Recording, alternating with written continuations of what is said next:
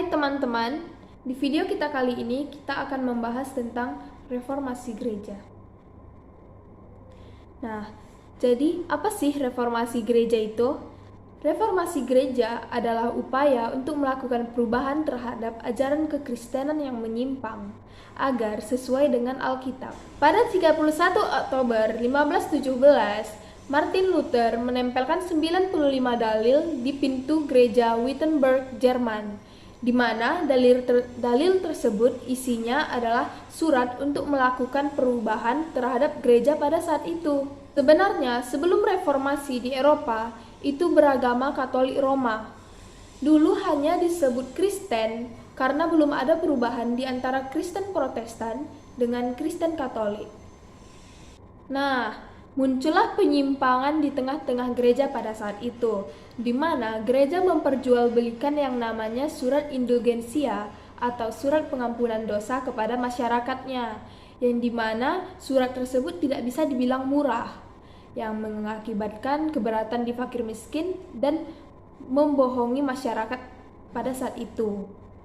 Surat pengampunan dosa ini yang bertujuan agar arwah yang sudah mati bisa dimasukkan ke dalam surga.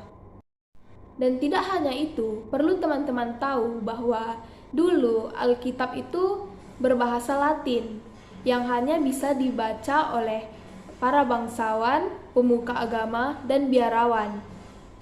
Nah, masyarakat pada saat itu tidak bisa membaca isi Alkitab ini, sehingga pemuka gereja memanfaatkan hal tersebut untuk kepentingannya pribadi, di mana mereka mengatasnamakan gereja dan Alkitab untuk membohongi masyarakat.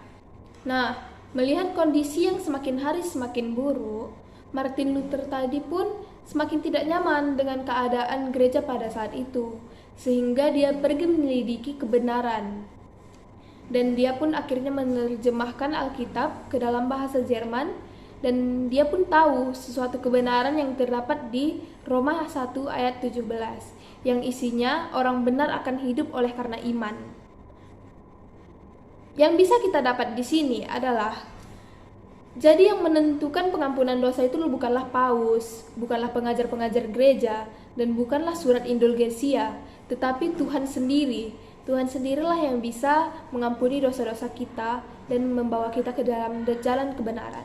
Jadi guys, tidak mengherankan jika pandangan-pandangan Martin Luther menjadikan paus dan para klerius gereja Katolik Roma menjadi sangat cemas. Tetapi malah sebaliknya, orang awam dan orang saleh dan juga beberapa petinggi-petinggi kalangan raja-raja sangat meminati pandangan-pandangan Luther ini karena mereka juga menginginkan pembaruan gereja pada saat itu. Nah, inilah beberapa pandangan Martin Luther terhadap gereja pada saat itu. Selain Martin Luther, masih ada beberapa reformator lainnya seperti Zwingli dan Johannes Calvin. Kita akan membahas sedikit tentang Johannes Calvin dan Zwingli.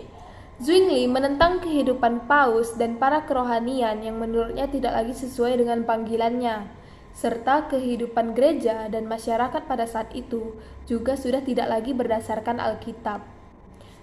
Dan tentang Johannes Calvin memprotes teologi dan praktek kehidupan tidak lagi berdasarkan Alkitab.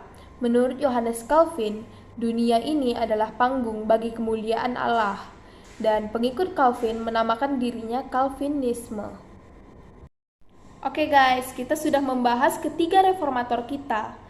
Nah, sekarang kita akan membahas prinsip reformator ini. Apa sih prinsipnya? Yang pertama ada sola fide. Sola fide adalah keselamatan oleh karena iman. Dan yang kedua ada sola gratia. Sola gratia adalah keselamatan hanya oleh karena anugerah. Dan yang ketiga ada sola scriptura.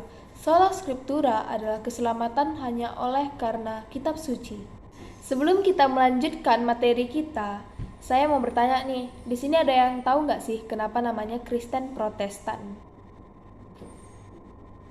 Jadi, kenapa Kristen Protestan? Karena pada dulu itu, orang yang mendukung reformasi selalu memberikan protesnya ke gereja Roma Katolik, sehingga Roma Katolik menyebut orang reformator ini sebagai orang yang suka protes atau tukang protes. Oleh karena itu namanya Protestan. Dan Katolik tetap tidak ingin berubah pada saat itu, sehingga orang yang menginginkan reformasi membuat aliran baru dan melakukan perundingan, dan jadilah gereja Kristen Protestan.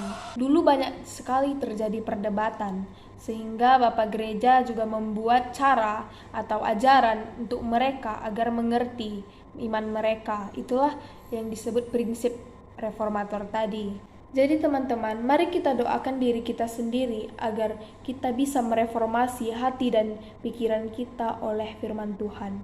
Dan juga mari kita mendoakan gereja kita agar selalu hidup dan sesuai ajaran firman Tuhan. Sekian dari saya, terima kasih.